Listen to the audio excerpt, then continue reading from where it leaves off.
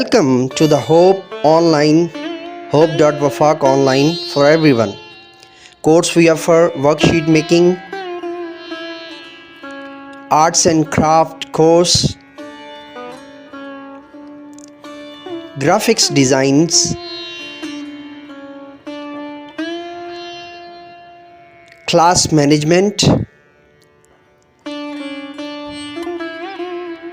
basic research in English, basic research in Urdu, demo class Urdu, demo class preparation in English, class in charge in English, class in charge Urdu medium, vice principal Urdu medium, vice principal English medium, coordinators. Even a single person can enroll face-to-face classes. One interface اکیلا فرد بھی داخلہ لے سکتا ہے. مکمل توجہ، انفرادی خاصیات، آپ کی خود اعتمادی اور بھروسہ مندی کی از حد guarantee. We guaranteed for your trust and value.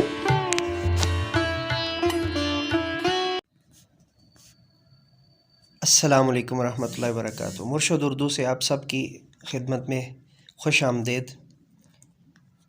اور اقبالیات کے اندر آج ہم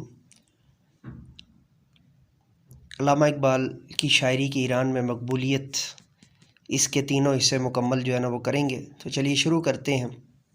اگر آپ نے ابھی تک چینل سبسکرائب نہیں کیا تو چینل کو سبسکرائب کیجئے، بیل کے آئیکن کو آل پر پریس کر لیجئے. اور اس کے ساتھ ساتھ آپ نے اگر آپ کو انگلش میں ٹیچنگ ریسورسز کی ضرورت ہو تو mentor English professor M A رضا، اور اگر اسلامیات یا دینیات میں ٹیچنگ ریسورسز کی ضرورت ہو تو جامعہ دارالعلوم شیخ الاسلام سبسکرائب کیجئے، بیل کے آئیکن کو آل پر پریس کیجئے.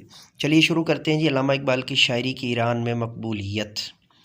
علامہ اقبال نے وسیع تر قومی مفاد کی خاطر اور اپنے پیغام کو زیادہ سے زیادہ لوگوں تک پہنچانے کے لیے فارسی کو ذریعہ اظہار بنایا.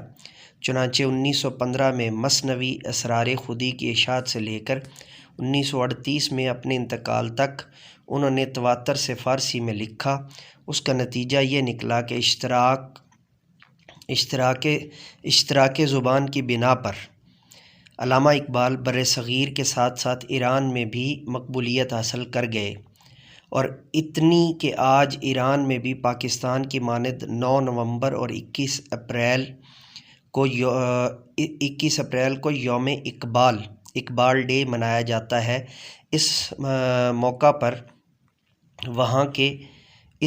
پر وہاں کے اخبارات اور علمی جرائد علامہ اقبال کی شخصیت اور فکر و فن پر باقاعدہ خصوصی اشاعتوں کا اہتمام کرتے ہیں. علامہ اقبال کی ایران میں مقبولیت کا اندازہ اس سے لگایا جا سکتا ہے کہ تہران کے مشہور علمی مرکز حسینیہ ارشاد سے وابستہ مسجد کی چھت پر علامہ اقبال کے اشعار لکھے گئے ہیں. ایران کے مشہور انقلابی دانشور، جسے شاہ ایران کے خلاف مزاحمت کے جرم میں شہید کر دیا گیا تھا، ڈاکٹر علی شریعتی نے علامہ اقبال کے حیات بخش پیغام کو خراج تحسین پیش کرتے ہوئے انہیں غزالی ثانی کا خطاب دیا تھا. ایران میں اقبال شناسی کی روایات خاصی قدیم ہے. چنانچہ علامہ اقبال کا فارسی کلیات شائع کرنے کا اعزاز ایرانیوں ہی کو حاصل ہوا. ان کے اردو کلام کو بھی فارسی کا جامہ پہنایا جا چکا ہے.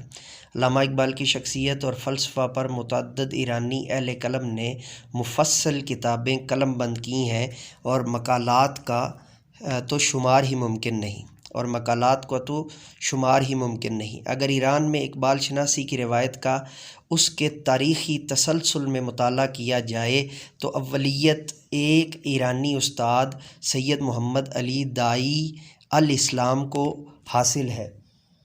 ایک ایرانی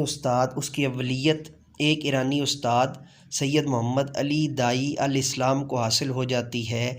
یہ جامعہ عثمانیہ دکن میں شعبہ فارسی کے صدر تھے۔ انہوں نے ایرانی اہل قلم پر تقریر کا سلسلہ شروع کر رکھا تھا۔ اس ضمن میں انہوں نے علامہ اقبال کی ضمن میں انہوں نے علامہ اقبال کی فارسی شاعری پر بھی ایک لیکچر دیا، جسے بعد میں اقبال و شعر فارسی کے نام سے حیدرآباد دکن سے 1928 میں طبع کیا گیا۔ چنانچہ 46 صفحات پر مشتمل یہ پیمفلٹ ایران میں اقبال شناسی کی بنیاد قرار پاتا ہے۔ اقبال و شعر فارسی، تو یہ جو ہے وہ بنیادی طور پر کیا کہلاتا ہے جی؟ اقبال شناسی کی بنیاد قرار پاتا ہے۔ 1943 میں ایران اور ہندوستان کے ادبی اور ثقافتی روابط کے فروغ کے لیے ایک انجمن قائم کی گئی۔ اس انجمن نے 1944 عیسوی میں پہلا یوم اقبال منایا۔ اگلے برس سید محمد محیط طباطبائی نے اپنے علمی مجلہ محیط کا اقبال نمبر شائع کیا، اور یوں ایران میں اقبال شناسی کی روایات کی بنیاد پائیدار ہو گئیں۔ یہاں پر جو ہے نا وہ یہ کمپوزنگ مسٹیک ہے، ہو گئیں، روایات ہے پیچھے جمع ہے تو اس کے حساب سے ہم نے جو ہے نا وہ متعلق لے کر آنا ہے۔ علامہ اقبال کو ایران میں مقبول بنانے میں اگرچہ کئی شعراء، دانشوروں، نقادوں اور اہل قلم کا ہاتھ ہے، لیکن اس ضمن میں سید محمد محیط طباطبائی کی خدمات ناقابل فراموش ہیں۔ انہوں نے علامہ کی شخصیت اور پیغام کے فروغ کے لیے اپنی بہترین ذہنی صلاحیتیں وقف کیں۔ یہی نہیں بلکہ علامہ اقبال پر پہلا مبسوط مقالہ بھی انہی کا تحریر کردہ ہے۔ اس کا عنوان ہے ترجمان حقیقت۔ شاعر فارسی محمد اقبال، پہلے جو ہے نا چونکہ کوما ہے یا اردو کے اعتبار سے جو ہے نا وہ وقفہ ہے، اور ہم اس کو جو ہے نا وہ یعنی سختہ کر لیں تو ترجمان حقیقت شاعر فارسی محمد اقبال۔ یہ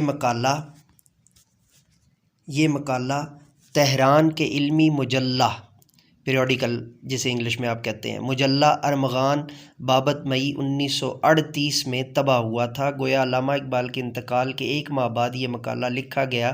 یہ مقالہ بارش کا پہلا قطرہ ثابت ہوا، اور جلد ہی اہل دانش کو علامہ کی شاعری کے فکری محاسن کا احساس ہو گیا۔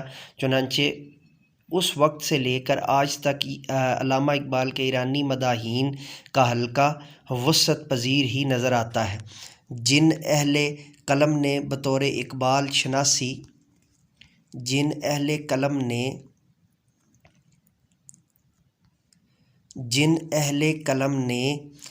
اقبال شناسی خصوصی نام پیدا کیا، ان میں سے یہ حضرات زیادہ معروف ہیں: ملک الشعراء بہار، ڈاکٹر غلام حسین یوسفی، مجتبیٰ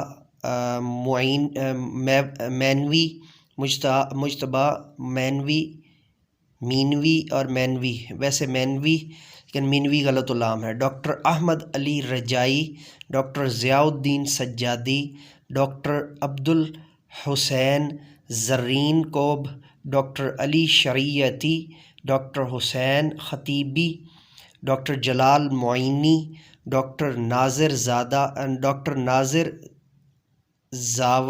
زادہ کرمانی،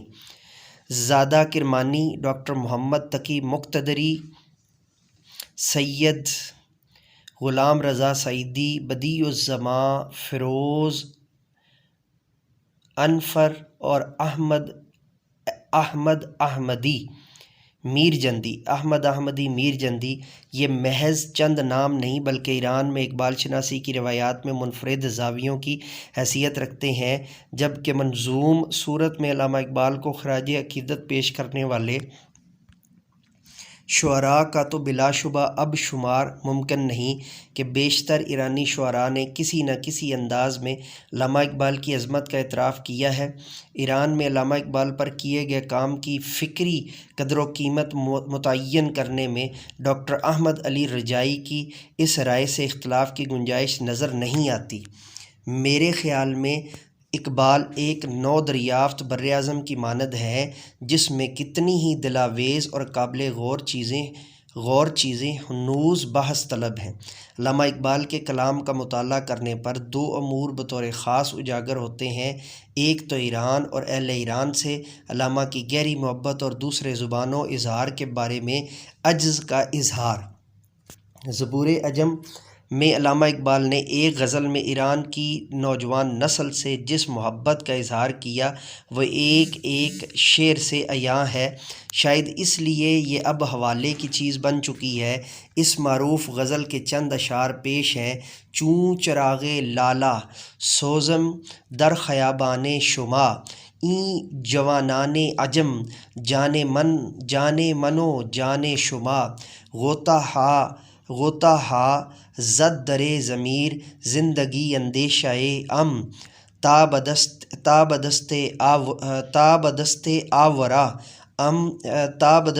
آورا ام افکار پنہان شما، مہر و مہ دیدم نگاہم برطراز پروین گذشت، ریختم طرح حرم در کافرستان شما، تا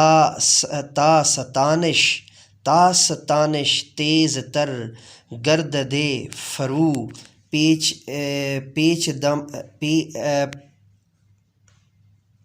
پچیدمش، تا سنانش تیز تر گردد فرد پیچیدمش، شعله‌ای آشفتہ بود اندر بیابان شما، فکر رنگینم کند نظر تہی دستان شرک، فکر رنگینم کند نظر تہی دستان شرک، پارائے لعل کہ دارم از بدخشاں شما، پارائے لعل کہ دارم از بدخشاں شما، لعلی کہ دارم از بدخشاں شما، حلقہ گردمن زنید این پیکران آب و گل، آتشی در سینہ وارم از نیاگان شما۔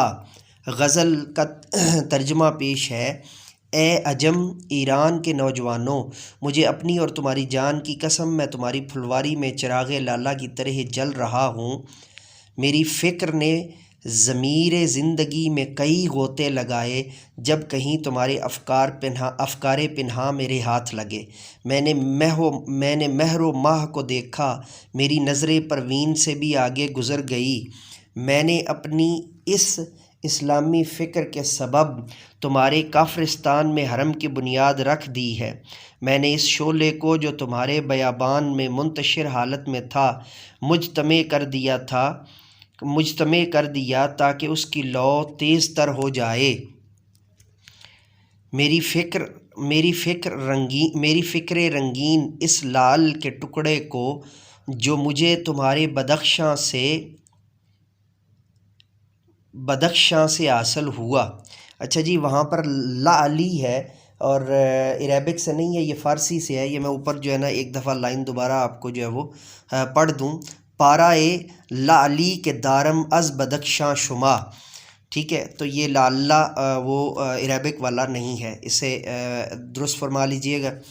اور جنہوں نے اب وہاں تک سن کے چھوڑ دیا لیکچر تو ان کے لیے دعا گو ہوں، اللہ کرے کہ وہ، اسی لیے میں آپ سے ہمیشہ کہتا ہوں کہ پوری چیز سنا کریں، کیونکہ جو اسکرپٹ چل رہا ہوتا ہے اس میں کئی چیزیں جو ہے نا وہ آگے جا کر جو ہے وہ کور ہوتی ہیں۔ اب یہ تشریح کے اندر جو ہے وہ یہ لال ہے، اور لال جو ہے فارسی کے اندر کسی بھی جو ہے وہ ڈائمنڈ یا بہت قیمتی جو ہے نا وہ نگینے یا پتھر کو کہتے ہیں۔ مشرق کے تہی دستوں کی نظر کر رہی ہے، اے آب و گل کے پیک رو، میرے گرد حلقہ باندھ لو، میرے سینے میں تمہارے اسلاف کی آگ روشن ہے۔ اس ضمن میں مزید اشعار ملاحظہ ہوں۔ تنم گلی ز خیابان جنت کشمیر، دل از جریم حجاز و نوا، ز شیراز است۔ دوبارہ جو ہے وہ قرات کی سعادت حاصل کر رہا ہوں۔ تنم گلی ز خیابان جنت کشمیر، دل از جریم حجاز و نوا، ز شیراز است۔ میرا جسم جنت کشمیر کے چمن کا ایک پھول ہے، جبکہ میرا دل حجاز سے وابستہ اور میرے نوا کا تعلق شیراز سے ہے۔ میرا بنگر کہ در ہندوستان دیگر نمی بینی، در ہندوستان نے دیگر نمی بینی، برہمن زادہ رمز آشنائی روم و تبریز است۔ یعنی مجھے دیکھو کہ ہندوستان میں تہیں مجھے ایسا کوئی دوسرا نظر نہیں آئے گا کہ ہوں تو برہمن زادہ لیکن روم و تبریز کی رمز سے بھی آگاہ ہوں۔ روم و تبریز سے مراد رومی اور ان کے مرشد شمس تبریز کی طرف اشارہ ہے۔ عجم از نغمۂ ام آتش بجان است، عجم از نغمۂ ام آتش بجان است، صدائی من درائے کاروان است، صدائی من درائے کاروان است، ہدی را تیز تر خوانم جو عرفی، ہدی را تیز تر خوانم جو عرفی، کہ رہ خوابیدہ و محمل گران است، رہ خوابیدہ و محمل گران است۔ ترجمہ ہے، میرے نغموں نے عجم کی روح میں ایک آگ بھر دی ہے، میری صدا کاروان کے لیے جرس ہے، گھنٹی کی سی ہے۔ جب یعنی آپ دیکھتے ہیں نا کہ جانور جب جا رہے ہوتے ہیں تو ان کے گلے میں گھنٹی ڈالی جاتی ہے تاکہ وہ کسی ایک جگہ رک نہ جائیں اور چلتے رہیں۔ میرے عرفی کی طرح ہدی تیز تر گار باہ ہوں، کیونکہ مسافر خوابیدہ اور محمل بوجھل ہے۔ محمل بھی اس کو پڑھتے ہیں اور محمل اصل ہے، محمل غلط العام ہو چکا ہے۔ اس گہری محبت کے نتیجے میں جب علامہ اقبال نے فارسی میں شاعری شروع کی تو ہر زباندان کی مانند انہی اہل زبان کے مقابلہ میں احساس کم تری تھا۔ وہ جانتے تھے کہ میرا سبک اسلوب کچھ اور ہے، جبکہ جدید فارسی کا آہنگ کچھ اور ہے۔ اسرار خودی کی تمہید میں انہوں نے اس حقیقت پر روشنی ڈالی ہے۔ یہ حقیقت ہے کہ کافی عرصے تک صرف زبان و اسلوب کی بنا پر ہی ایرانیوں نے علامہ اقبال کے کلام کی طرف خصوصی توجہ نہ دی، وہ توجہ جو ان کا حق بنتی تھی بعد میں علامہ اقبال کی کتابوں کا نصیب بنی۔ اس ضمن میں ایک بنیادی وجہ تو برصغیر کے فارسی گو شعراء کے بارے میں خود اہل ایران کا معروف رویہ ہے، جس کی طرف وقتاً فوقتاً ناقدین نے اشارات بھی کیے ہیں۔ یعنی وہ یہاں کے شعراء کو خاطر میں نہیں لاتے۔ ایران میں مختلف شعری دبستانوں، یہاں پہ یہ جو ہے وہ کمپوزنگ مسٹیک ہے جی، شعری دبستانوں یا اسالیب کے لیے سبک کی اصطلاح استعمال ہوتی ہے۔ چنانچہ شاعری کے 3 ادوار یا سبک یہ ہیں: سبک خراسانی، سبک عراقی اور سبک ہندی۔ سبک خراسانی، سبک عراقی اور سبک ہندی۔ برصغیر میں سبک ہندی اس وقت بھی جاری رہا جب کہ ایران میں اس کے خلاف رد عمل شروع ہو چکا تھا، جسے بعض گشت ادبی کہتے ہیں۔ اس لیے اہل ایران نے یہاں کی فارسی میں معذرت خواہ ہوں جی، میرا واچ مین اس وقت جو ہے نا وہ سیٹیاں بجا رہا ہے تو یہ اب ساتھ آ جائیں گی، تو معذرت خواہ ہوں، چونکہ دن کے وقت جو ہے وہ آلریڈی اتنا شور ہوتا ہے کہ یونیورسٹی میں تو میری کوشش ہوتی رہی ہے اور کالجز میں پڑھاتے ہوئے بھی تو وہ ساتھ میں آتی تھی، تو اس وجہ سے رات کو ریکارڈنگ ہوتی ہے، تو اس لیے معذرت خواہ ہوں۔ بعض گشت ادبی کہتے ہیں، اس لیے اہل ایران نے یہاں کی فارسی میں فارسی گوئی کو کبھی بھی در خو اعتنا نہ جانا۔ علامہ اقبال کو ان دونوں امور کا احساس تھا، اس لیے انہوں نے خود کو متروک سبک ہندی کی لسانی روایت سے الگ رکھ کر اپنے لیے ایک نیا شعری اسلوب منتخب کیا۔ اس لیے جب وہ یہ کہتے ہیں کہ حسن انداز بیاں از من مجو، حسن انداز بیاں از من مجو، خو انسا روا اصفہان از من مجو، مجھ سے شاعرانہ حسن بیان کی توقع مت رکھو اور نہ خوانسار اور اصفہان کے اسلوب کی۔ دوبارہ پڑھ رہا ہوں جی۔ حسن انداز بیاں از من مجو، خوان سارو اصفہان از من مجو، خوان سارو اصفہان از من مجو کے اسلوب کی اور اصفہان کے اسلوب کی، تو دراصل روایتی شاعرانہ کسر نفسی سے کام نہیں لیتے، بلکہ اپنے لسانی موقف کی، اصل لفظ موقف ہے، موقف غلط علام ہو چکا ہے، موقف کی وضاحت کرتے ہیں، اور وہ موقف یہ ہے: طرز گفتار دری شیریں تراست، طرز گفتارد ری شیریں تراست، طرز گفتارد ری شیریں تراست۔ علامہ اقبال ایران کے کلاسیکی شعراء اور بالخصوص رومی سے بے حد متاثر تھے، چنانچہ انہوں نے ان کے اشعار کے تضمین اور بعض تراکیب کے استعمال سے ان کی عظمت کو خراج تحسین پیش کیا، اور ایسے اشعار میں بھی کھل کر ان کی توصیف کی۔ مطرب غزل بیتے از مرشد روم آور، تاغوتا زند جانم در آتش تبریزی، بملک جم ندہم مطرا نظیری را، کسے کے کشتائے نشد از قبیلۂ مانیست، عطا کن شور رومی سوز خسرو۔ اچھا، یہ جو لفظ ہے اس کو خسرو، اصل جو ہے وہ فرنگیاسفیہ کی رو سے خسرو، اور خسرو غلط علام ہے، اور خسرو جو ہے وہ اور اصل میں خسرو۔ عطا کن صدق و اخلاص سنائی، گہے شیر عراقی را بخوانم، گہے جامی زند آتش بجانم۔ ترجمہ: اے مطرب مرشد روم، مولانا رومی کی کوئی غزل یا شعر سنا تاکہ میری روح آتش تبریزی، شمس تبریز میں غوطہ زن ہو۔ میں نظیری کے اس مصرع کو جمشید کی سلطنت کے عوض بھی دینے کو تیار نہیں ہوں کہ جو کوئی مارا نہیں گیا وہ ہمارے یعنی عشاق کے باوفا قبیلے سے نہیں۔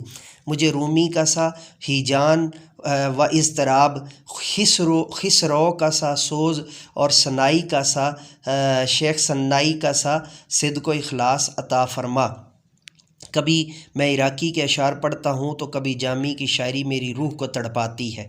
علامہ اقبال کا یہ کمال ہے کہ انہوں نے جبلی طور پر ہی یہ محسوس کر لیا تھا کہ معاصر ایرانی شعراء کے لہجے کی صرف نقل اتار کر وہ اپنے لیے کوئی انفرادی مقام پیدا کرنے میں ناکام رہیں گے، لہٰذا انہوں نے فارسی کے کلاسیکی شعراء اور بالخصوص رومی کے شعری آہنگ کو اپنایا، لیکن اس میں بھی چربا سازی نہ کی یا سرقہ جو ہے وہ نہ کی بلکہ اپنے لسانی شعور اور شعریت سے جنم لینے والی آگہی کو رہنما بنا کر صرف اپنے انداز میں شاعری کی۔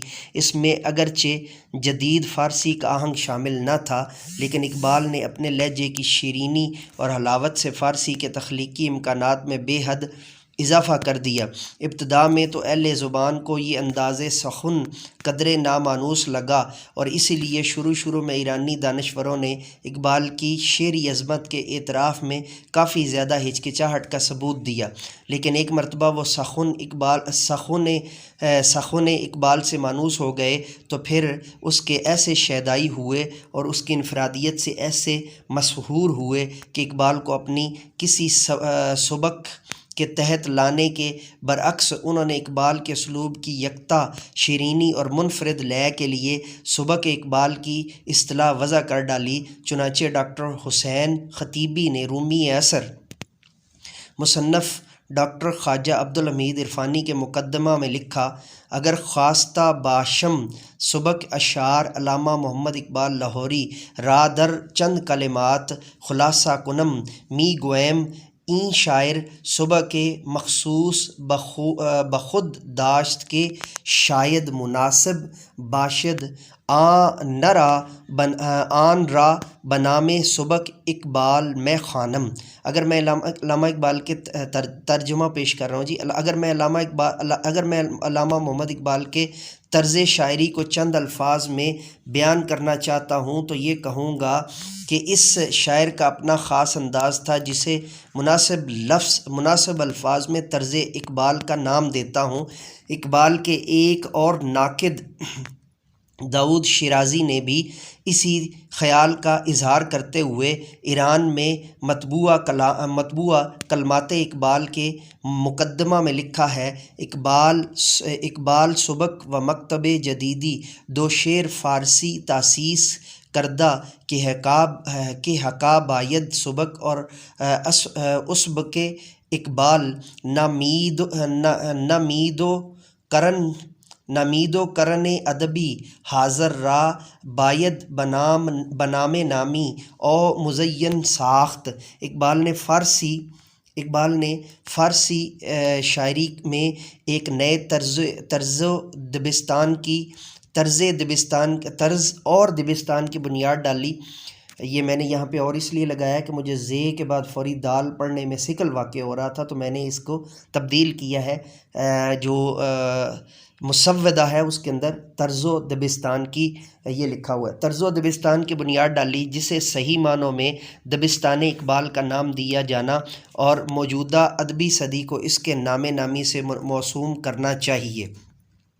اقبال کے ایک اور مداح ڈاکٹر احمد علی رجائی نے بحیثیت مجموعی علامہ کی زبان اور اسلوب کے بارے میں جن خیالات کا اظہار کیا وہ اس قابل ہیں کہ انہیں یہاں پیش کیا جائے۔ وہ اپنے ایک مقالہ اقبال کا ایک شعر میں راقم طراز ہیں۔ اقبال کے فارسی کلام میں الفاظ، تراکیب اور سبک کے اعتبار سے کوئی مشکل اور ابہام نظر نہیں آتا۔ میں یہ بات بلا خوف و تردید کہوں گا کہ اقبال کا ایک کمال ان کی سادہ گوئی بھی ہے، اور بڑی دل آویزی کے ساتھ وہ فلسفے کے دقیق مسائل بیان کرتے جاتے ہیں۔ سادگی کا ایک اثر یہ ہے کہ بسا اوقات قاری ان کے نکات پر غور کیے بغیر گزر جاتا ہے۔ اقبال کی یہ سادگی ان کے مرشد معنوی مولانا جلال الدین رومی اور ایک حد تک خواجہ شیرازی کے سبک سے مشابہ ہے۔ رومی اور لسان الغیب حافظ نے قرآن مجید کے آیات اور احادیث نبوی کے اسناد سے تصوف و عرفان کے بلند پایہ مسائل بیان فرمائے، اور اقبال نے ان موضوعات کے علاوہ فلسفیانہ اور سیاسی افکار کو بھی اس سادگی سے منظوم کر ڈالا۔ وہ شاعری کی قوت سے ناکہ بے مہار کو قطار کی طرف کھینچ رہے تھے۔ ان کی باتیں ایسی تھیں جن پر برملا نہیں کہا جا سکتا، اس لیے ہم نفسان خام کو سرگرم عمل رکھنے اور دھیرے دھیرے انہیں اپنے مقاصد سے آگاہ کرنے کی خاطر انہوں نے کنائے کی زبان اختیار کی۔ کنائے غلط بولا ہے میں نے پہلی دفعہ، آخر والا یہ جو ہے یہ درست ہے۔ کنائے کی زبان اختیار کی ہے کہ سوز و گداز حالتی است بادہ زمن طلب کنی پیش تو گریبان کنم مستی این مقام راہ نغمہ کجاؤ من کجا ساز سخن بہانہ ایست سومی کتار می کشم ناکا بی زمام را وقت برہنہ گفتن است من با کنایا گفتم خود تو بگو گجا برم ہم نفسان خام را۔ ترجمہ: عشق کے سوز و گداز کی کیفیت ایسی ہے کہ اگر میں اس کی تفصیل تیرے سامنے بیان کروں تو بھی مجھ سے شراب طلب کرنے لگے گا۔ بھلا کہاں شاعری اور کہاں میں؟ شاعری تو بس ایک بہانہ ہے۔ میں اس کے ذریعے سے بے مہار اونٹنی کو قطار کی طرف لے جانے کی کوشش کر رہا ہوں۔ وقت کا تقاضا تو یہ ہے کہ وضاحت سے بات کہہ دی جائے، لیکن میں نے اشارے اور کنایے میں بات کی ہے۔ خدایا تو ہی بتا کہ میں اپنے ناپختہ ساتھیوں کو کہاں لے جاؤں۔ خدایا تو ہی بتا میں اپنے ناپختہ ساتھیوں کو کہاں لے جاؤں. یہ تھا ہمارا جو ہے وہ تینوں نشستیں اس ٹاپک کی مکمل ہوئیں. تو اقبالیات کی اگلے جو ہے نا وہ عنوان یا عناوین کے ساتھ جو ہے وہ اور نئے مسارے اور نئے مصروں یعنی مسارے کی جو ہے وہ تراکیب اور نئے لیکچرز کے ساتھ دوبارہ آپ کی خدمت میں حاضر ہوں گے. جانے سے پہلے آپ کو باقی دونوں چینل کا تعارف کروانا ضروری سمجھتا ہوں. ہمارا انگلش میں چینل مینٹور انگلش کی خدمات کے لیے، اور جامعہ دارالعلوم شیخ الاسلام جو ہے وہ خاص طور پہ ہمارا اسلامیات اور دینیات اور منطق، فلسفہ اور جو ہے وہ کلاسیکل اسلامک سائنسز کی جو ہے وہ خدمات کے لیے ہے. تو امید واسع کہ آپ سبسکرائب فرمائیں گے اور بیل کے آئیکن کو آل پر پریس فرمائیں گے. اجازت دیجیے میرے ساتھ مل کر کے یہ انسانیت کی بہتری کے لیے، تعلیم و تربیت کے لیے ایک قدم اور. Let me go now and say with me do something more for humanity, do something more for knowledge and practices. Murshid Urdu professor M A Raza کے ٹوٹل لیکچرز کی لسٹ آپ کے پاس میں نے ایک دفعہ بنوائی تھی، وہ چیک کریں نا ذرا، اس کو نکال کے. نہیں ابھی وہ اللہ چلیں اس کو بند کر کے نا، تو وہ مجھے نکال کے دو تاکہ اس کی نا میں آگے پھر لگا دوں. اور آئندہ سے مجھے یاد کروانا کرنا ہے اگر میں پوسٹ کا ذکر نہ کر سکوں، کیونکہ چینل کی جتنی بھی پوسٹنگ ہونی ہے اس کے اندر جو ہے وہ لیکچر سیریز کا آئندہ کا شیڈول جو ہے وہ جاری کیا کریں گے، تاکہ وہاں سے جو ہے نا وہ آسانی سے جو ہے نا وہ تمام ٹیچرز اور والدین اور وابستگان جو ہے نا اس کو بہتر انداز سے دیکھ سکیں. یہ نوٹ بھی کر لیں ڈائری کے اندر، اور پھر جو ہے نا اس کو ایسے ہی امپلیمنٹ کرنا ہے یاد سے. بھولیے گا مت پلیز. ہیں ٹھیک ہے، اوکے. اور ادھر بولیں جا کے میڈم جی کو بولیں کہ وہ سر کہہ رہے ہیں کہ کافی بھجوا دیں. Okay, thank you.